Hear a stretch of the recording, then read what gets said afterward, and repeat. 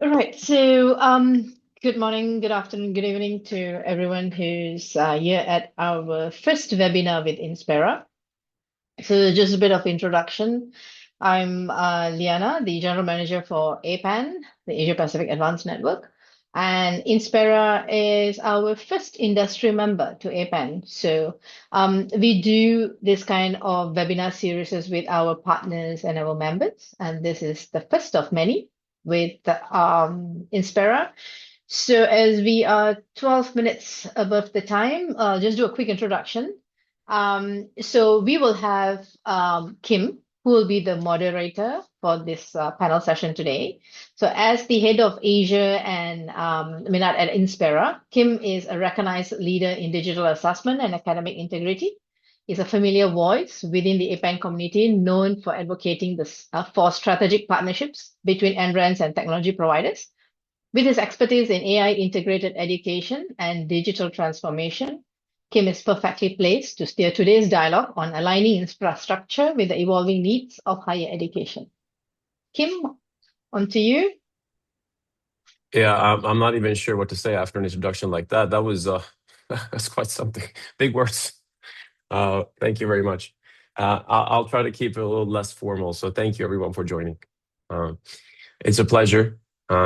I do think one of the reasons we might have a slightly smaller audience today is that there might be an issue with the registration link. Liana, we've heard from some people that it ended up in the junk box. If you could take a look at that, please, in the meantime. We really appreciate you deciding to join us from the Asia Pacific community. We know you're busy, but I can assure you that our three main presenters here today will offer you a perspective that you rarely get to hear and understand in an intimate setting like this, unless you are traveling to the APAN networks, which is slightly more, let's say, of an investment of your time, but is of course also recommended, and we hope to meet some of you in New Zealand later this year. I'm going to share my screen real quick, and I promise I'm not going to talk about Inspera, but I have a little exercise I want us to go through. So let's see if you can see my screen. Someone just confirm you can. Great. Now, we have a lot of Nordic people in the room, so this will be quite interesting. I was supposed to change slides. There we go. Now, some of these flags are probably quite easy to identify. Some of them are not, but these flags, they constitute the national flags of the Nordic countries and states. One of the most common confusions that we meet in the world as Nordic people is that we are all tall, blonde. We are very much not. We're very different, even though we have much in common throughout our countries and states. Curiously enough, there's also the distinction between being Scandinavian and Nordic. But that's quite a discussion that we won't get into. But I would like for you to take a minute now to look at these flags and see which ones you recognize. And more importantly, which ones you don't. One of them has been in the media quite a lot recently for reasons less than pleasant, so to speak. But it's quite interesting still to see if there is a strong recognition of the branding for each of our countries and states in the Asian and Pacific community as of now. So I'll leave it on the screen for a few more seconds. And then if there's a flag you don't recognize in the chat, please send a message and we'll get back to it in a minute. Okay. This is me. You've already heard the spiel from Liana. It was certainly an exaggeration of all my competencies, but I have been working in this space for a long time. So at this point, I should have learned something anyway. One of the things I have learned is how important the role of an NREN can be in the quality assurance and partnership side of both vendor relationships and servicing of the higher education community in their region. When I started out in this industry, I didn't know what an NREN was, and it probably took me about a year and a half to understand the role that SUNET played. And after that, as a Swede, where we have a very strong and active NREN community, I've always been hopeful that the engagement of NRENs around the world would grow. more beyond what we've seen today in traditional infrastructure services, but also into partnerships and software and quality assurance, and also procurement. I think there's a great benefit, as does the rest of Inspera, for you today to be able to learn from SIKT, SUNET, and also from one of the most prestigious universities. Sam, now I'm flattering you a little bit because I'm happy that you're here investing your time in the great country of Sweden, Malmö University. And the topics of discussions will be slightly different, I think, in terms of the presentations.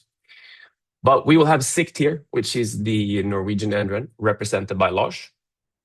And we have SUNET, the Swedish NREN, represented by Minette, but also by Emma, a former colleague of ours. Welcome, Emma. And then, of course, last but not least, Malmö University, represented by Sam. So with that said, thank you very much for investing your time today. And I'll hand over to you, Lars. Thank you. Let's see if I can share my screen here. Yeah, you have to stop sharing. Okay, thank you. Sorry about that, it was a little slow. Let's see. You see my screen now in presentation mode?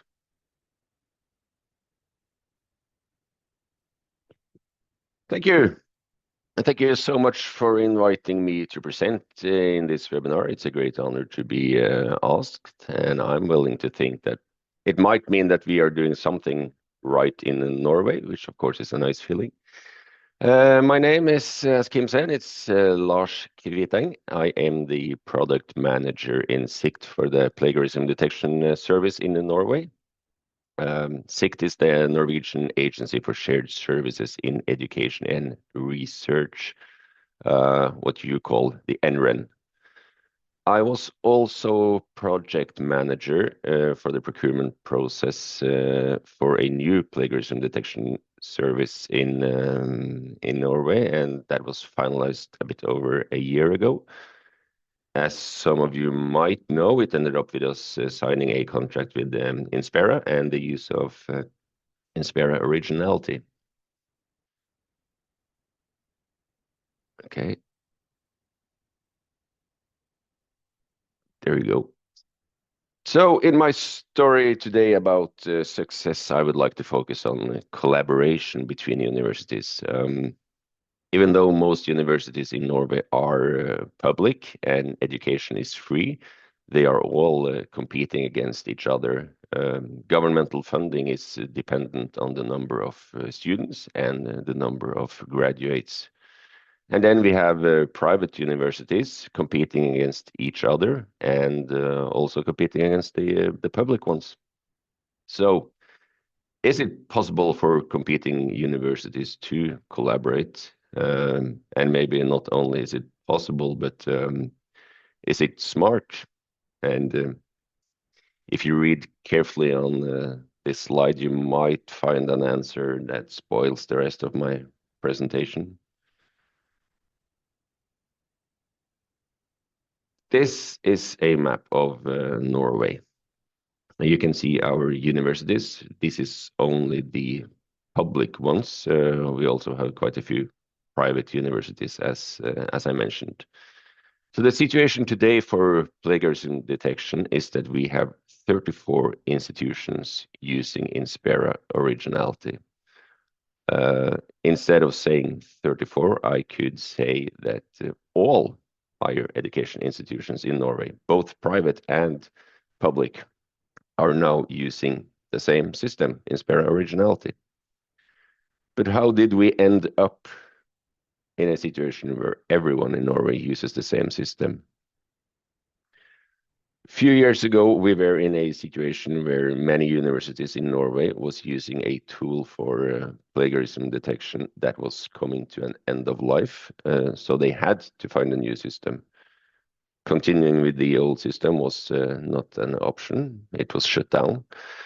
So they could, of course, run their own procurement process, running 34 local processes, but public tenders are time-consuming and expensive.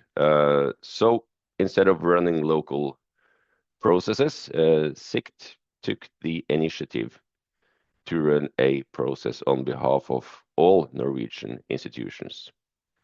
And it's quite important to mention that there was no commitment in advance required. So whatever service we ended up with, it was completely voluntarily to join the new service or the new contract. And this, of course, meant that we had to be good at what we did. At least we had to be better than what the institutions could do on their own. So what we did is that we put together a project group with representatives from the Norwegian universities. SIKT provided the project manager, that was me, and we also had the technical expertise, procurement expertise, and legal expertise. There is very much focus on legal stuff in Norway. I'm sure it is also on your side, like data processing agreements, DPIA, GDPR. And if you only look at the legal part on this procurement process, we have saved a huge amount of time and money. So the list of requirements was made by the project group, but we shared it with the whole of Norway, so all institutions could look at it and comment and comment on changes they would like or new requirements. So that was given. They were given the option to comment before we announced the tender. And we had a very thorough process. We informed the Norwegian sector continuously in regular meetings. And by doing it this way, we secured the feeling of ownership from all parties. This collaboration all the way from the list of requirements to a signed contract has had a huge impact on what has now ended with Norway being united in one product. And not to forget the combined forces we have against, maybe wrong word to say against, but still against the supplier, which in this case is Inspera.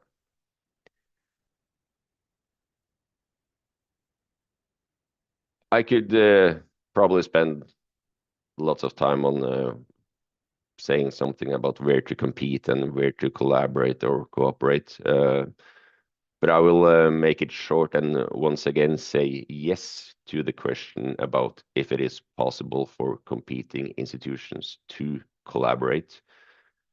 Despite the disadvantages that might be there in cooperating, there are more advantages to cooperate and collaborate, even between competitors. I would say cooperate on procurement, compete after implementation. Cooperate on system like user manuals, best practices, development requests, etc., and compete on content. And by collaborating like we have done in Norway, we have saved lots of time, lots of money, and we stand strong together on making sure we have a system that will be relevant for many years to come. And I would say we have created a Nordic success story. So with those words, I say thank you. Thank you very much, Lars. It's very impressive. Now, in the interest of time, I'm going to hand over quickly, without any comments at all, to you, Minette, and then we look forward to hearing the SUNET success story and your take on shared services. Sure. I'm going to share my screen. I hope you see it.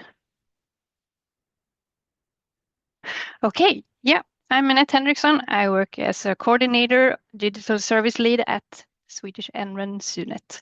And the title of my presentation today is the role of the NREN in building national level digital infrastructure for higher education.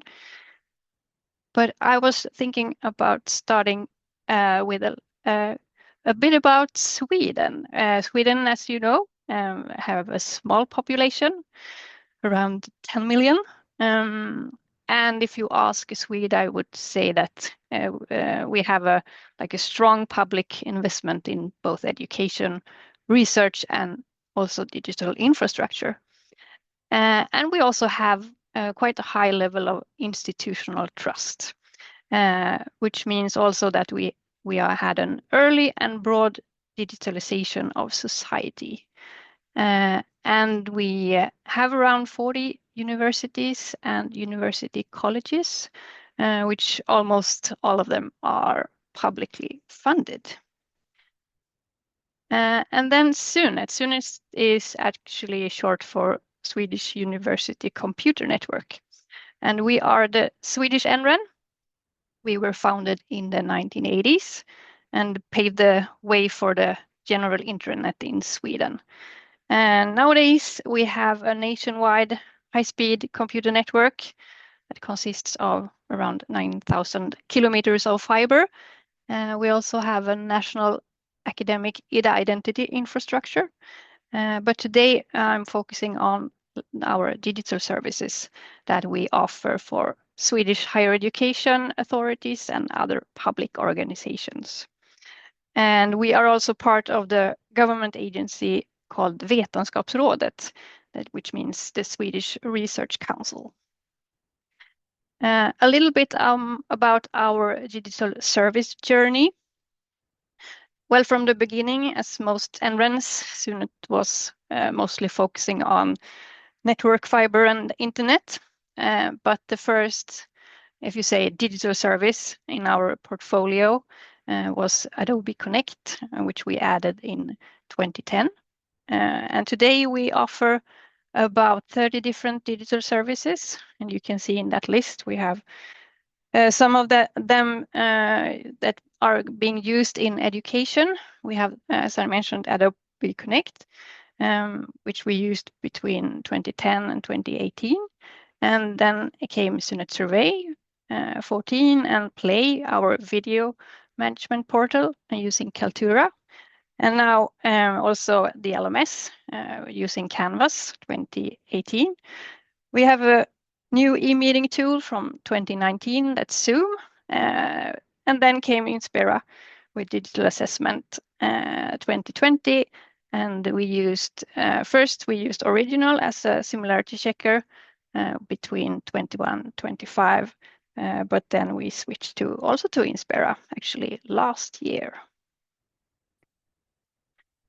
And this I usually show to make it visible for our ecosystem, like the digital services in education, to try to describe that in a way. We have, of course, the LMS, which is kind of the hub, and you see we have 35 institutions using that service. And then they all integrate, or mostly all of them integrate in some way. We have also, of course, Inspera, digital assessment, simulator checker, and the others. One important system is, of course, our national student information system, which is LADOC. So everyone in Sweden uses the same SIS. And that's also a important tool for us, or to have this ecosystem. So we believe also, as our neighbors in Norway, that we are stronger together. Of course, we have a mandate from the government to provide IT infrastructure and digital services. And I mean, that's based on the idea that it's a win for everyone if we collaborate. And I agree with Lars, institutions can compete in other areas, but in this case, we believe that 1 + 1 = 3. And almost every institution, I would say, is too small to build a solid ecosystem by themselves. So we believe in a joint infrastructure that fits together, that is modern, resilient, flexible, secure, and open, of course.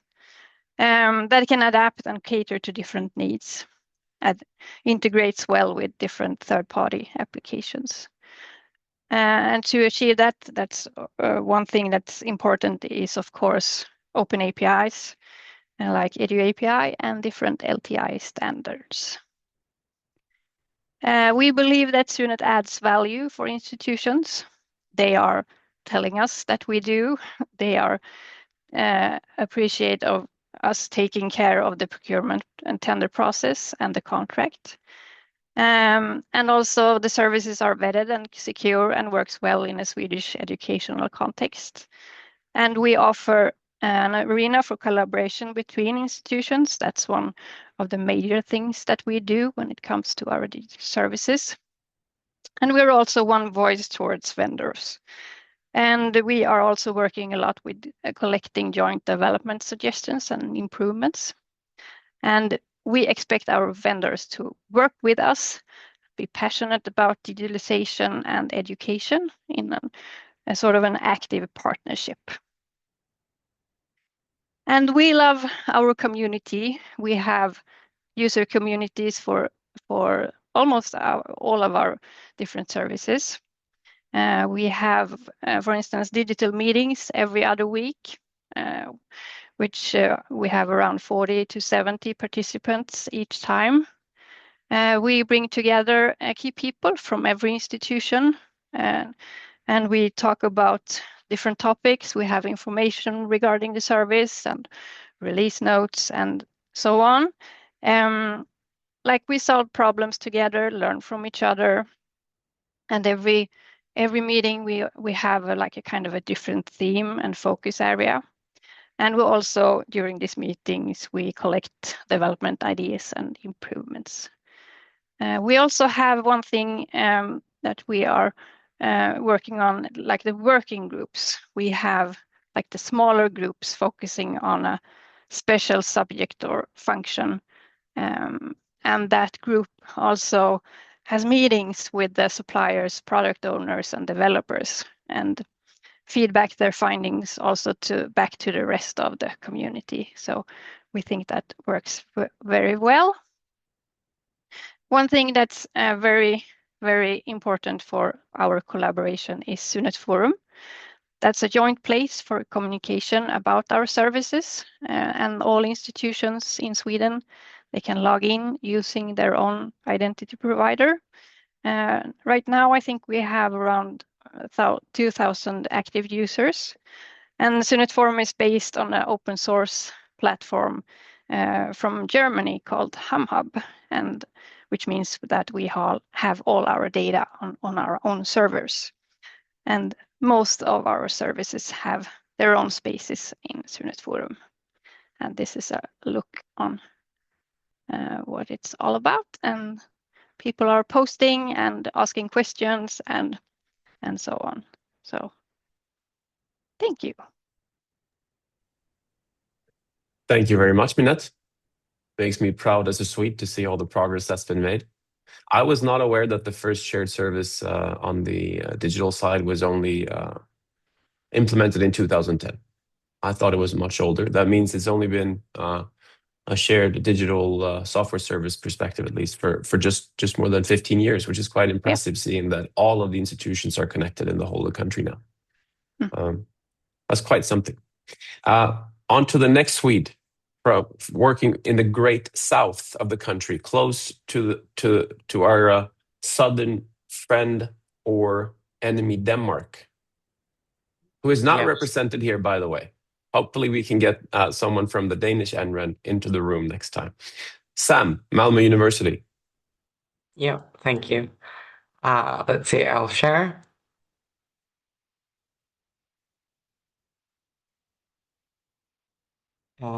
I hope you can see my presentation. And so I'm going to talk in a bit of a smaller perspective, I feel like. So I'm going to talk a bit about Malmö University and the way we've been implemented digital exams. And Malmö University is, it's not the biggest university in Sweden. We have around 27,000 students, and we're handling around 2,000 exams per year. We have a centralized exam administration, and I feel this is where we come into a bit like the same thing as the NRENs, but at the university. So we're trying to make sure that everything's handled the same way. We've been using Inspera since 2019 and had full-scale digital exams since 2021. We have exam halls for the examinations. They're built for exams, and we have a total of 422 seats in one big hall, and then a couple of smaller rooms for students with special needs. And all our seats have computers, so we can do digital exams. We're teaching both our teachers and our invigilators about the digital exam platform to make sure that it's not just something that we use as a tool, but also to further the education. So the teachers have workshops and are learning not only about the system, but also about like how you can use multiple choice questions to ask more complicated questions and stuff like that. And we're teaching our invigilators how to use Inspera and the computers so that they can be support for the students when they're in the exam halls. So the percentage of digital exams at our university is now almost at 70%. It's been growing like steadily with about 10% per year. And now it's the majority of the exams. We still have some paper exams. And we're also using the digital exam platform to do other things. Like, for example, we're able now to take out statistics from the system and send out an automatic email to the examiners after each exam, where they get the information that we on the ground already know about their exams. For example, how many students really show up for the exams, but also how long it takes for the students to actually complete the exam. So the teachers can change either what's in the exam or the time. As you can see on the picture, the teacher allocated 5 hours for the exam, but it only took the students around 1 hour to complete it. And so the teacher can learn and make the exam different next time. We're also using digital exams or the digital exam platform in Inspera to streamline our exam administration. So we use Inspera for all our paper exams as a platform to send in the paper exams. And also for archiving. So with an API, we bring all the exams out of the Inspera system and into our digital archiving system. We're using it to deliver exams for students that need extra support. A lot of students with extra support need computers and special computer software to be able to complete their exams. And so we're being able to use Inspera also for that. And currently we're using a digital list of participants in Inspera. It's quite new. And so everything's been digitalized, so the invigilators don't have to work with papers and trying to see like on long lists of the students. They can just search it in the system. And it's been, the invigilators have been really positive for this change. It's very easy for them to be able to see what's going on in all the exam halls. And so with digital exams, we've also been able to like put everything in the same spot and make the exam experience more similar for all the students and more effective. And I think that's what I have. Thank you very much, Sam. It's very informative. And I remember when Malmö started using Inspira, and God, time really flies, because I thought that was 2 years ago. And really, it was 7 years ago. So yeah, we're all getting older, and post-COVID, time seems to be constantly accelerating. Thank you very much, all three of you, for sharing your perspectives. And I think we have 6 or 7 NRENs in the room, outside of the ones you represent, of course. And we will have some time for questions from the audience. But before that, I'd like to ask each of you a question, if you don't mind, please. And I'd like to start with SUNET. So Emma and Minette, if you don't mind, perhaps you could share a little bit about what you think the role of the NREN is in building a national level digital infrastructure in the shared community of higher education. Yes, thank you. I don't know, Emma, what do you say? Emma is my colleague. Yeah, hi everyone. Thank you very much for inviting us. And I would say that what we've been seeing for the last years probably is that knowing the institution and to also bring them together to be aware of how the other institutions work, as Lars said from SIKT as well, and Minette said, that being stronger together and to put that up in the spotlight, kind of. That's probably one of the biggest wins that we have had. For example, in the digital assessment network or the community, we've built a spreadsheet where all the institutions actually define how they perform the assessment and as Sam described here earlier. So the whole processes are visible for all the institutions. And out of that, we can learn from each other and collaborate. Yeah. And what do you say, Minette? Yeah, I think, and also when it comes to SUNET, we have this idea that because we have these digital services and we have service managers taking care of all these digital services, but we have an idea that we are borrowing these people from the institutions because we would like to have ears and eyes at the university, so we don't have people in charge of the services at SUNET who doesn't know how they are being used at each, I mean, not each, but at the institution level. So I think that's kind of a way we've chosen, and we think that's a very, very good way of organizing us, because I mean, Emma, she's working 25% at SUNET and the rest of the time at her institution. So yeah, that's a win, I think. Thank you, Emma. Thank you, Minette. I actually have one more question. So now, in terms of the digital maturity of the Nordic region, as I think all of us know, it's fairly high. And I also think that that's a driver in terms of the acceptance of the shared services and the importance of them.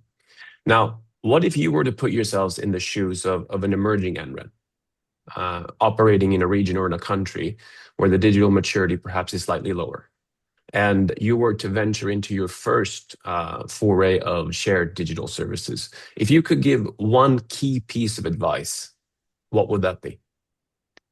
Well, I think most of all, start to communicate. What do we? I mean, to visualize what do we want to achieve? Is this something that we can we identify some areas we can start collaborating around, or try to, I mean, to explore that in kind of a way to have more? I mean, you don't have to do everything from the beginning. You can start small and learn from what the different institutions and different so what they want and need, and how can you help? So I think that's the most important thing, to start off, like investigating where you are and where you want to go, even though you haven't the infrastructure yet, but you can always start somewhere to have that communication, I think. And Thank you very much. And I think that one strength that we have is this forum that Minette was talking about. So bringing people together in a shared space And also, the one thing that we have learned is that institutions often think that they are more unique than they actually are. So if you could like raise that and to make it visible, that they probably have more connections than differences. That's a great point, Emma. That's a really good point. Thank you for making that. Thank you, Minette. Lars, I have the same type of question for you at the end, but slightly differently in terms of how we look at it. I'm going to ask you more about maybe some of the challenges that you've had rather than the advice. But before I do that, you have now entered into a new relationship. In this time, it happens to be with us in terms of the managed National Plagiarism Detection Service. What would you say is the most important part of managing that type of a relationship with a vendor? Interesting question. But if I was to summarize in one word, I would say collaboration, starting to be the word of the day. But yeah, let me elaborate. We have huge differences in Norway in the universities. We have public, private. There are different sizes. We have universities with a couple of hundred students up to those with 40,000 plus students. But I think despite the differences, they all have the same goal, which is to deliver world-class education to their students and of course maintain academic integrity. So like SUNET, what we have done is we have organized this like a community. We have regular meetings with the whole sector. These are meetings for discussions and sharing knowledge, future requests. And these days, there are, not surprisingly, many discussions about academic use of AI and also how and if we should use AI detectors. And yeah, also like SUNET, we have a working committee representatives from right now 5 universities. This working group has weekly meetings with Inspera together with me. We like to have a kind of relationship with our suppliers that is not a traditional customer-supplier relationship, but we like to see our suppliers as partners. So by being close to the supplier, we have an impact on the future development of the product, and in this case, make sure it meets our needs to secure academic integrity. And yeah, a couple of more things. In Norway, being on the same system, we can. This is an important part. That we can, being on the same system, we can share databases with each other. So a submission from one university can be checked against a source from other universities. This would not have been possible if we were all using different systems.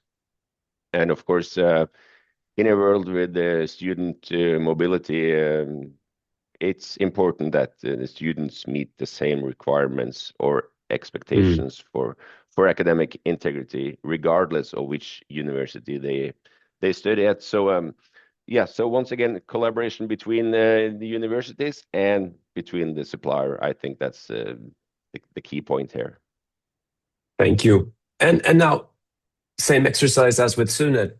So if you were to imagine yourselves being in the shoes of an emerging NREN who are embarking on a journey of shared digital services, could you perhaps give some advice on some of the challenges, not just the benefits, but some of the challenges that you've faced with initiatives like this and potentially how you've overcome them over the years? Challenges could be local requirements versus the global requirements. You have to sort out what are the common goals on what you want to achieve and what are some rare requirements from one studying music could be different from studying mathematics. So you have to differ from the local versus the global requirements. And of course, you have to be close to the universities. Don't think that you as an NREN know what they need, what they want. It's very important to be close with them and have representatives from different sizes and shapes in your in a group, trying to figure out what is the key elements here to achieve something together. Thank you. So yeah. So it sounds like one of the key really initiatives that you need when you're starting out is making sure that you have relevant representatives from the membership, and that their institutions and their programs and their faculties are well represented before you embark on an actual procurement and or implementation journey. And I agree with that. Yeah. Thank you very much, Lars. It's been very informative and very helpful. And thank you also for your confidence in Inspera, of course. Much appreciated. Sam, over to you. You don't have to speak on the behalf of an NREN, so it's not going to be any advice for other NRENs, but perhaps for institutions. So one of the things I took away from your presentation is that you did start in 2019. Now you went full scale, full digital in 2021. That's quite the leap in 2 years. So what are some of the considerations for institutions that want to make that same journey? What would you say is the, let's say, 3 most important things to consider to be able to have that type of incredible, frankly, success in such a short time? Well, I think first of all, of course, it's important that you have like the technological capacity. For us, it was I know a lot of universities also use bring your own device if the students have computers, but it's important to know that you have the capacity, the halls, the computers, and the know-how, because I think digital exams, exams in general is really high stakes, especially for the student, and it's important that everything is put in place before you embark on it. The other thing I think is teachers have been doing exams for a really long time, and they've done it in one way.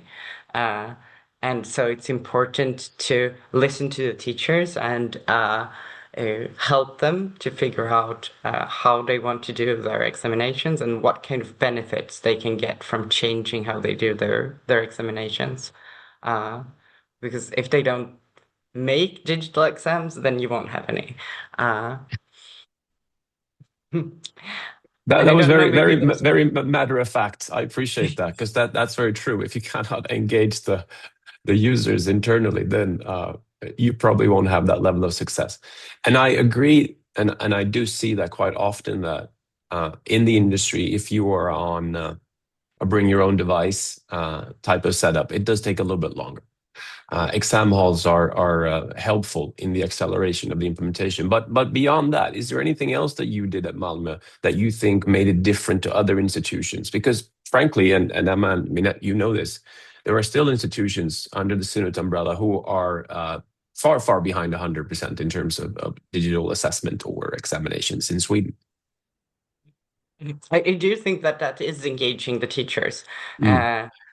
And just because I'm the one that's not an NREN, but I think, as I said, it's the same, but in the small scale, you need to go out into the organization and make a platform for the teachers to be able to talk to each other and to find out how they can make their examinations digital and in what way and what they will gain from it. I think that one of the big hurdles have been in the beginning, everyone said, both the teachers and the invigilators and some students as well said that, oh, this is going to be really complicated and it's going to take extra time, and no one has time. But after doing digital exams for a little while, I think the teachers especially figured out that I am actually saving time. And this is smoother and more streamlined, and I don't have to put in so much work. And when they tell their coworkers, then they will want to do digital exams as well. That's an excellent point. I was just going to ask you to put on the shoes of an institution or a university that would be in a position to consider or just to start out with digital exams and ask you about the best piece of advice. But I think you just gave it, frankly. That is one of the things we see all the time. So that's user or teacher or faculty resistance and the change management side of it. I want to ask you one thing. So coming from an exams administrator perspective, do you save time? Yeah, we do. We do.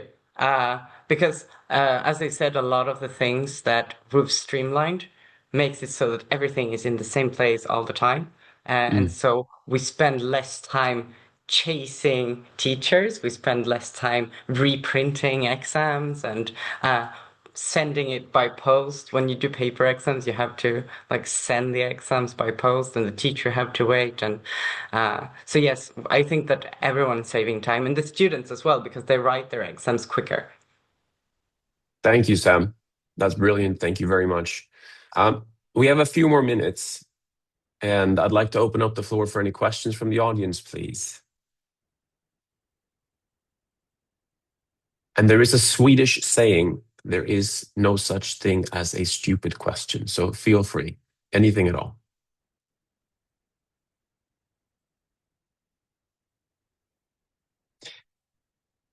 And since we don't have any takers, I'm gonna share a little bit about the mystery question that I posed to you in the beginning. Many of the flags you saw, they're quite well recognizable: Sweden, Norway, Denmark, Finland. Some of the others aren't. One of those flags was Greenland, and that was the country or the state that was in the media for a rather, let's say, controversial reason, significantly more well represented in the media in Q1 2026 than I think since World War II. Some of the other flags were the Faroe Islands and the Åland Islands. Both I greatly recommend you to research more if you are a Nordic or Scandinavian history nerd like me. Interesting stories indeed. And if we don't have any takers for additional questions from the audience, I think it's time to wrap this up for today. Sorry, Lina, I think also did not have the access for the Q&A. Is there any the Q&A question from the audience? Because I see the option on my screen. I'm not sure what the other is. Okay, maybe if you have the question, you can read it out for. No, I don't. I don't. There are no questions. Yeah. Okay. All right. Thank you. Yeah. All right, Liana, I'll hand over to you to close the session. Sure. Thank you so much, Kim, and all the speakers. It has been pretty inspiring to understand and to always know what our friends from the Nordic side has, right? And we are looking forward to have more participations at perhaps APAN meetings. So you guys are welcome to attend our APAN meetings. We've got a few meetings lined up right until 2030. So take a look at our APAN website, plan your journey, and I hope to see you guys there. So could I just get everyone online to probably switch on your videos? Just I would like to take a quick picture, if that's possible. Minchao, Yubash, Ranjan, Jana.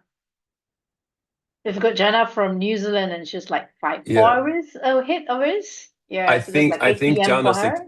I think she's excused. She's just shared with us that she's joining us from public transit. All right, no problem. What about the others? No? Okay. All right, so I'll just take a quick picture, and we will put up an update on our LinkedIn as well. All right? Okay, on the count of 3. 1, 2, 3. All right. Okay then, thank you so much. And again, thank you, Inspera, for agreeing to do this. And we're looking to having many more. And looking forward to see some of you at APAN 62 in New Zealand, right? And thank you. And have a good day. Thanks, everyone. Thanks extra to the team from the Nordic NRENs and from Malmö for getting up early in the morning and helping us here. Thank you, Thank guys. you. Cheers. Thank you. Bye-bye. Thank you. Thank you. Bye. Thank you. Bye-bye. Bye-bye.